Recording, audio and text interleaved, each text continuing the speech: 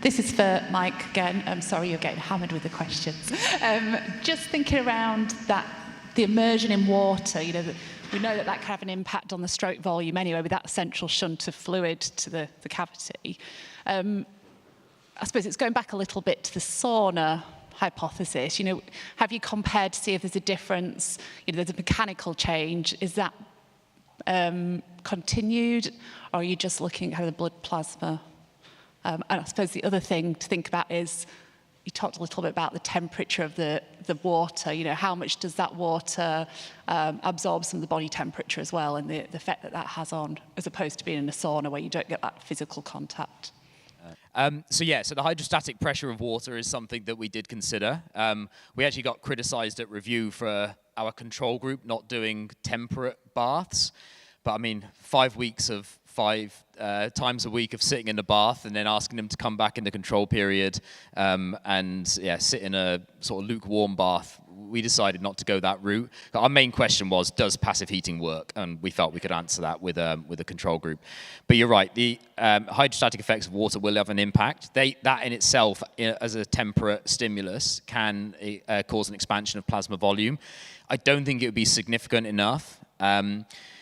As I kind of alluded to, we haven't nailed down how heat is actually causing the increase in hemoglobin mass. It's got to be via EPO, although we've done a couple of studies and others have, and we don't measure an increase in EPO. I think maybe we just haven't measured at quite the right time yet. But I do think the plasma volume fluctuations are really important. So when you're actually being heated, you get a plasma volume constriction. Then afterwards, later that day, you get a rebound and an expansion.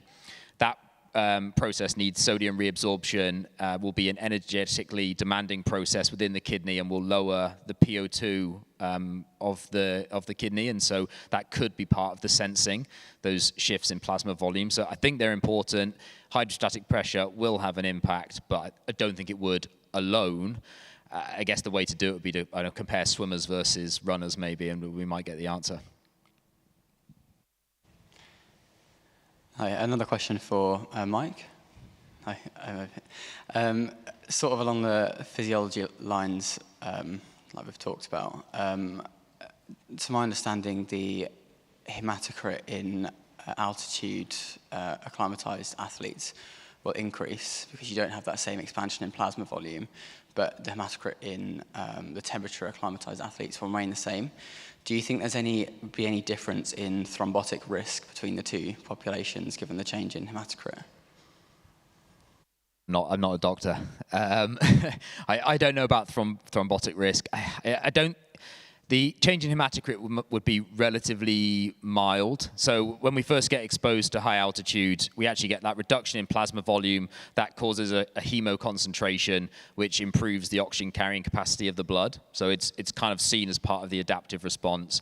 But at the altitudes that athletes are training at, which is around sort of 2,000 to 2,500 meters, it would be really quite small. I think maybe a sort of 3-4% change in hematocrit.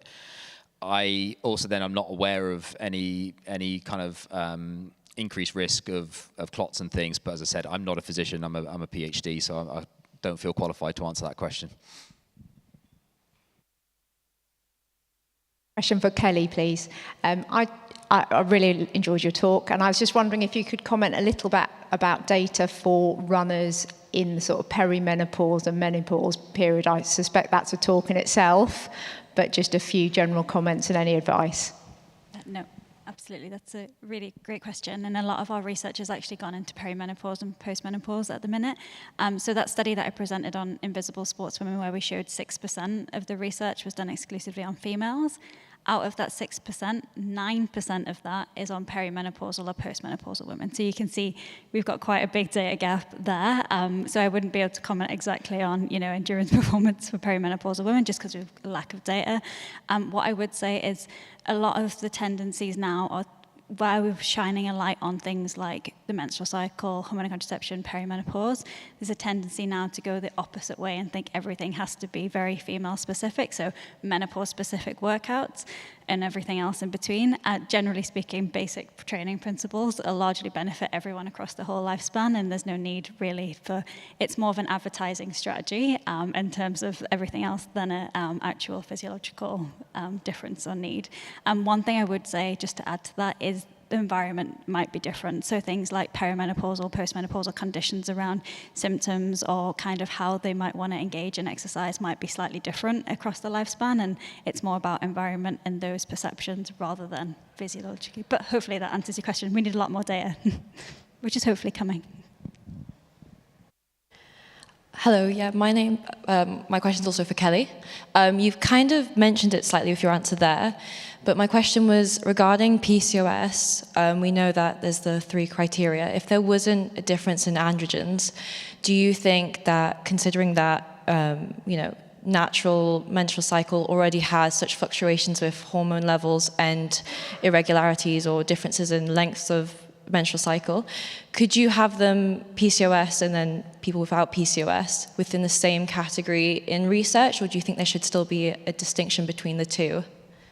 Really good question, and I do agree that, well, if I take it back to our lab and what we were doing, generally exclusion criteria would be things like PCOS, endometriosis, all of the other different hormonal profiles that are not considered eumenorrheic, essentially. So we're very strictly limiting criteria of what is a normal menstrual cycle, and so therefore we've excluded everything that you've just said without really knowing if it is actually going to make any kind of difference in terms of those barriers. So not to answer your question specifically, but yeah, I do think it's something that we need to start considering, especially when we're working with different elite populations. We're noticing not everyone has, that normal 21 to 35 day cycle, and we need to consider exactly what you just said, all the irregularities that come with it as well.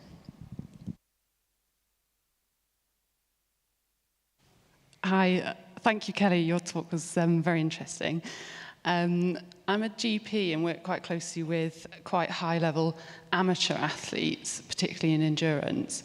It's quite a similar question to the menopause question as well. Have you got any sort of advice with regard to pregnancy, particularly in the first trimester in pregnancy?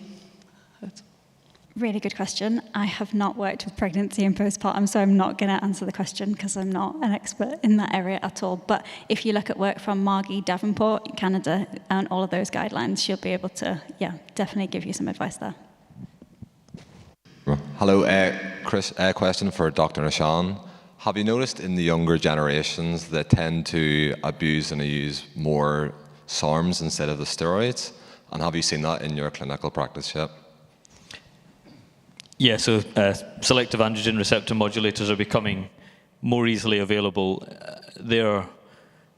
When I started, it was very difficult to get hold of those compared with some of the steroids I mentioned in my talk. And now you could get 5 websites in less than 30 seconds if you wanted to. They've got this reputation where the side effects, some of which I described, are less with SARMs, but the anabolic effects are just as good. So I don't have an idea of the prevalence, but I think these are the types of things that the websites that influence young men particularly about their body type and image appearance, I think they're going to become increasingly attractive as we go on. I had a follow-up question for Dr. Guha as well about, in your talk you talked about kind of the acute complications of anabolic steroids. Is there any insight into after cessation of anabolic steroids, what the long-term health consequences of the use of these medications are, or drugs? Yeah, I think the main worry is on reproductive function or on fertility, because I think through the 80s and 90s, we imagined if you stopped taking an anabolic steroid, your pituitary gland and hypothalamus and these axes would recover quite quickly. And I think what we're seeing now is that increasing numbers of men are then presenting to fertility services much later. And we don't really know, it should recover, but we don't really know why it hasn't. These are very unusual insults to the overall to our endocrine axes, and so I think there's quite a lot of work to be done in men that, to see those long-term effects. And then, like someone asked earlier, I think we know very little about the long-term effects on female fertility of taking any of these similar type of substances. And then I think the other thing we see and worry about, and we see it in our clinical practice, is the effect on bone health is quite significant.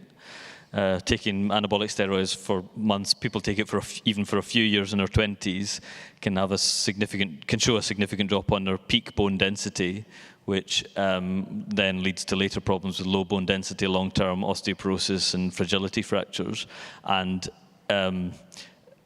actually that's switched, so there's a lot more known about osteoporosis in women who generally present to our clinics in the postmenopausal period. We don't know enough actually about osteoporosis in men, but things like anabolic steroid use are going to become a big risk factor for that, and we'll be dealing with that maybe 20 years later. The guy won't know that he's caused that risk factor until much, much later. So combined question for Mike and Lewis, really. Mike, you reminded me of the variable response of humans at high altitude. So it's not a uniform response. If you expose a human to heat, we all act in a very similar way. You expose a human to high altitude, we get a really, really variable response. I'm just wondering why that might be, and whether, from an animal perspective, whether there's anything we can learn from the animal kingdom that might help us explain what's going on there. Yeah, I'll definitely leave the back end of that question to Lewis. In terms of the inter-individual response, so Robert Chapman's published some work on this, and it seems to be those who suffer most with their training intensity at altitude do the worst. So they're going there obviously to improve overall exercise capacity, but they're not able to train as well, so therefore they're losing their fitness whilst gaining some hematological adaptation. So they've looked at some relatively simple tests to do beforehand, such as just getting athletes on the treadmill to run race pace simulations, 3K time trials, 5K time trials. And elite athletes will desaturate at that kind of intensity, some more than others. So they have such high cardiac outputs, the blood's rushing through the lungs, it's not able to pick up oxygen because it's moving so fast, and so desaturation will start to occur. In those who desaturate the most, they tend to lose the most when they go to altitude, because they're just not able to keep their training intensity up. They've came up with a sort of threshold of, if you desaturate below 91%, I think it is, then you do much worse. If you can keep it above 91%, then you fare better, just because of the shape of the hemoglobin dissociation curve. Over to you, Lewis.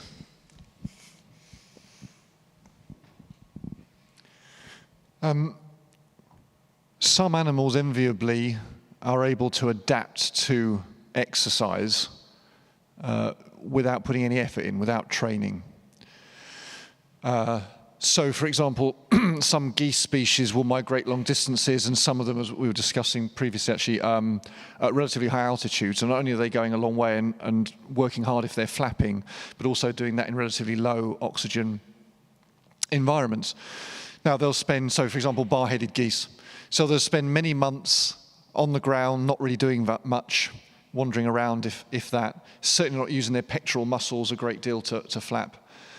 And then without increasing their exercise level, their activity levels, I should say, they're then able to, their bodies transform into the athlete, such that they can then, for example, traverse the Himalayas between Mongolia and sort of southern India on a long migratory flight. So what I can say is that some species have the enviable ability to, if you like, get beach body ready or marathon ready without having to do exercise, whereas human beings are a species that doesn't respond in most cases unless it does do exercise. There's a fundamental ecological difference there. Having said that, humans do display that in some situations, don't they? For example, as we go through development, through childhood, we get stronger without necessarily an external input. And of course, particularly males from adolescence onwards are layering on muscle more so than females are, though females are as well, but without necessarily additional external stimuli. So I think that's what I can add to in response. Yeah. Question for Mike. Heart rate variability and altitude. We get HRV on our Garmin's these days and scratch our heads. I've noticed that when I go up to altitude for a week, my HRV drops below my normal range. And then when I come down to sea level, it goes way above my normal range, stays up there for a couple of weeks before it starts to fall again. I just wondered what's happening physiologically in my N=1 study. So I'll start by saying I don't particularly like heart rate variability, but I think what you're looking at there is just changes in autonomic control. So we've done a series of work with colleagues at Bangor University looking at sympathetic activation at altitude, and we've used microneography to take direct nerve recordings of sympathetic bursts of sympathetic activity, and undoubtedly it goes up at altitude. A number of different mechanisms contribute to that, but we get an increase in sympathetics. We also get parasympathetic withdrawal as well. So there are just changes in autonomic control. It's being sensed in multiple places. At altitude, you've got slight hypovolemia, so you've probably got engagement of the arterial baroreflex. You've obviously got activation of the chemoreflex in the carotid body. Things like pulmonary arterial baroreceptors. There's multiple sites contributing, but overall you've got an increase in sympathetics and you've got parasympathetic withdrawal, and that will undoubtedly change your Garmin heart rate metrics. I would just say I wouldn't pay too much attention to those metrics. Like when I went for a trail run at 2,500 meters, I was obviously slow, and my watch at the end told me I was in terrible condition, and my VO2 max had dropped by 7 mils per kilo, which seems an unlikely result from one trail run. So, yeah. This was similar. We went to Samoritz to do a ski marathon, and it dropped through my boots basically for most of the week. Actually, really baffles me that Garmin, they have GPS data, they know where you are, and it doesn't take into account the conditions. It's the same as you go for a run on a hot day and your heart rate's 10 beats higher than it will be on a cold day. Your VO2 max doesn't change overnight, unfortunately. The research that you guys gave in the talk, so it was all brilliant. I suppose question to all of you, as leading in your field, where would you like to see the research go in the future? So this could either be representing a low quality study or actually researching something new. Where would you like to see it? I'll take that first. I think in my area there's not enough population studies looking at, other than general men, just normal men that kind of tick the box. I'd be really interested to see a lot more work done with athletes with varying kind of amputations and various prosthetics. And I do concede that there'll be a group, there'll be a data or a cohort, and their data will all be a mixture of Ns of 1 because they're very, very different. However, just because they don't fit into a homogeneous group, I don't think it means we shouldn't look at them. There's a lot of work that could be done there that could potentially identify health benefits where we could get benefits in the community of people with those prosthetics, potentially ex-servicemen or women or blue light individuals, where we could get people who aren't at the elite stage. We're more likely to get the elites to contribute to that kind of study and contribute their data, but I think it might have an impact in the community with other people in those areas, and that there's not enough work. I'm definitely not an expert on this, but there's not enough work in wheelchair athletes either. There's tons and tons of things we can do. I've met some elite wheelchair athletes before, one of which has won London many times, a British guy, I won't name him, don't want to name drop. He nearly broke my arm. I just shook his hand on Eastbourne Seafront, nothing kind of profound, and it was his normal handshake, and obviously he's so muscular upper body, and that's where wheelchair athletes are going to get their kind of overuse injuries that we'd be expecting kind of lower limb. So I think there's tons we can do in that environment. The problem is that the groups are going to be smaller and it'll be a big group of mixtures of Ns of 1, but like I said earlier, it doesn't mean we shouldn't be doing it. If I go next, I guess 2 areas I can think of. We'd all like to know about the general population use of some of the substances that I was talking about, because it's very under the carpet, it's hidden. People are embarrassed. I mean, a lot of the cases involved long admissions because they just didn't want to tell us what they'd been taking. So awareness, some of these are not illegal to take, and you might want to enhance your own body, and that might be okay. But I'd prefer that we did it safely, or the NHS would prefer that we all did it safely. So kind of finding out the prevalence, surveys and things would be a good area. And then this testosterone replacement therapy is, it suddenly seems to have exploded. My social media, my Facebook seems to tell me I'm low in testosterone every 5 minutes. And I imagine it's not just me, and the marketing is excellent, and the branding is superb, and you don't need many symptoms to get tempted into buying. And it sounds like, I don't live in London, but it sounds like it's a completely different kettle of fish here about these types of clinics and HRT clinics opening up, and we need to know what people are going to take, and we need to follow them. We need to know about it and follow them and see what the longer term clinical implications that we were just talking about are. So those would be two areas. Great question, and I could talk for ages on this topic, but I think, we do have a lack of research, and it would really get great to be at a point where we can really start discussing those high quality studies, whether it's performance, training, recovery with those ovarian hormonal profiles. Absolutely, I think that would be really great and really cool. We had a study where we got to look at muscle biopsies and training and satellite cell recovery, and I think when we get to that point, it would be really great to have a big load of data set on that, but also the importance of just general case studies and different populations, like we mentioned, perimenopause, pregnancy, so much area. But yeah, I'll pass it over because I could speak forever. If we want a more profound understanding of who we are as a species, then we need to have a better understanding of where we fit behaviorally and physiologically within the grand pantheon of other species, particularly mammals, our cousins. Understand where we differ to them and how that relates to our differing historical environments. I felt like I've had the mic enough, but I think I kind of alluded to in my talk that I think heat and altitude, how we can best use them in combination is probably an area that we should focus on, and just trying to maximize the benefits and try and do so in a kind of carbon conscious way. Hi, my question is from Mike. So I would like to ask, you have said that the heat water immersion is later can be adjusted to the heat tolerance. I wonder if different ethnicities have different responses, and if different ethnicities have, like in the initial stage, have different heat tolerance. Maybe they can start earlier, more than 41 degrees. Yeah. Thank you. Yeah, I have absolutely no knowledge on that, but it's a great question, and I expect the answer is yes, but I'm afraid I don't have any knowledge to draw upon to give you an answer. I don't think you could go too much hotter than 40 to start with.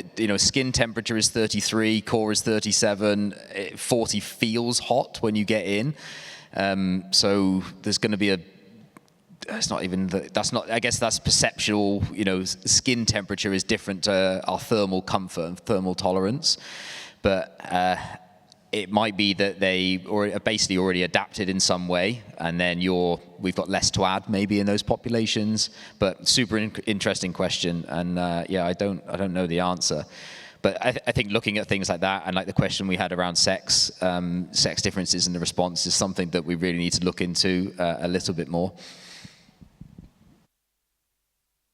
Another question for Mike. So would the benefits of heat acclimation be affected at all by cold acclimation if periods of acclimation were sort of interspersed, so say with submersion in sub-16 degree water?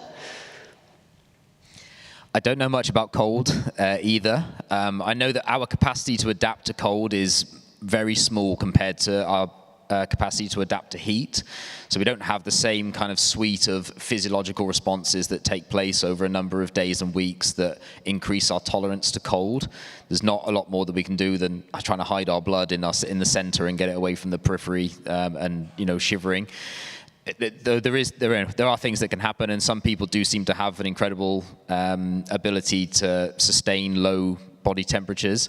I was reading a paper recently where they did some marathon swim for 7 hours across a strait somewhere in New Zealand, and I think the core temperature was like 33 for about 6 hours of that swim. And so, humans can tolerate cold, but we can't adapt to as much, anywhere near as much as we can to heat. So I'm afraid, I don't think I've answered your question. I don't think I've got the knowledge to answer it.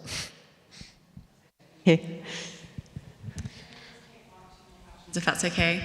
I think we've got one over here.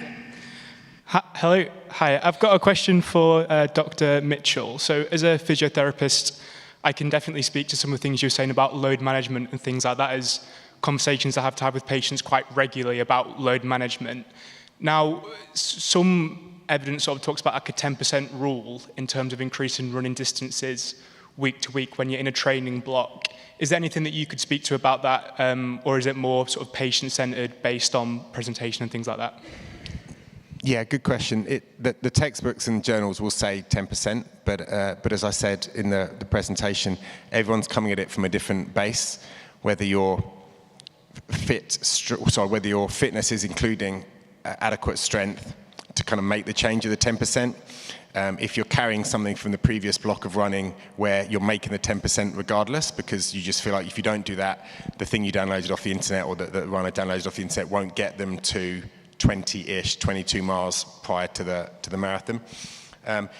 So it's definitely individual specific, but if you can have conversations around, are they actually doing, even if it's, we're talking about this in the break to people in the front here, even if it's just body weight strength exercises, we're not looking to try and get a massive 1 rep max on a single leg calf raise. I just want to see if they can actually do some calf raises, almost as like a kind of not a return to sport, but an acceptable threshold to get to go to the next stage or the next distance, especially when there's a big jump. So if the long run's going up 4 miles, depending on how fast they're running, that could be 45 minutes of extra stress, of extra potential for their capacity and demand to kind of go past that flashpoint where the risk of injury goes up.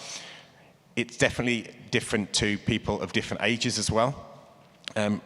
People are inherently slightly more resilient at a younger age. I'm definitely at an age now where I feel a bit more brittle and less resilient. But the way, and again, it was a question at the end of my presentation, if you can encourage individuals to continue to do some weight bearing, even if it's body weight exercises, that will help them. That will then put them in a stronger position to actually be able to go to that next stage of a jump. And also, it's okay to get to a mileage and stay there for a few weeks. You're not kind of missing out by not jumping up 2 miles, 3 miles that week. Again, I was talking about this in the break. Your muscles and your cardiovascular system, your ligaments, bones, tendons, they don't know the resistance you're giving it to them. They don't have an ego. It's us as individuals, as human beings, that we have an ego. So encouraging your patients or the athletes to, how did you feel after that block last week? If you're carrying anything, slight niggle, it might be okay to just, not necessarily deload, but just stay at the same load to try and enable them to then get to the next stage of the training session or the plan. The final thing is, if there's training sessions or a block that doesn't let you progress in normal time to the next stage, that's then been a failed block or a failed training session. So it's just kind of trying to get them to be honest about their jumps. People jump too quick normally. We've got one final question just here. It was again for Dr. Mitchell. It's probably hard to isolate because there's so many factors, and I would also imagine super shoe companies are much keener for you to do research in the fact that do they make you more efficient rather than do they get you injured. But is there that much evidence coming out that there's more injuries in carbon-plated shoes?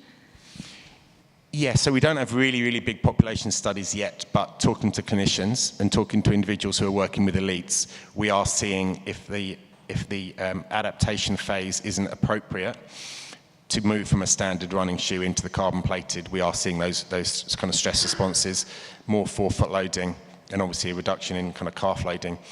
Not enough people are using the shoes for us to be able to get that data in the bigger populations yet. And what a lot of people do is they'll use them the week before the race, they'll race in them, and then they won't touch them again until the next race. So, and that chunk of data would be fine. So if we had everything from tomorrow, 59,000 people would have their data for carbon plate shoes. That'd be really interesting. but the bigger, really good studies on running injuries, so like the Run Safe group by Rasmus Nielsen over in Denmark, they've got thousands and thousands and thousands of athletes giving all of their Garmin data to enable us to look at that more accurately.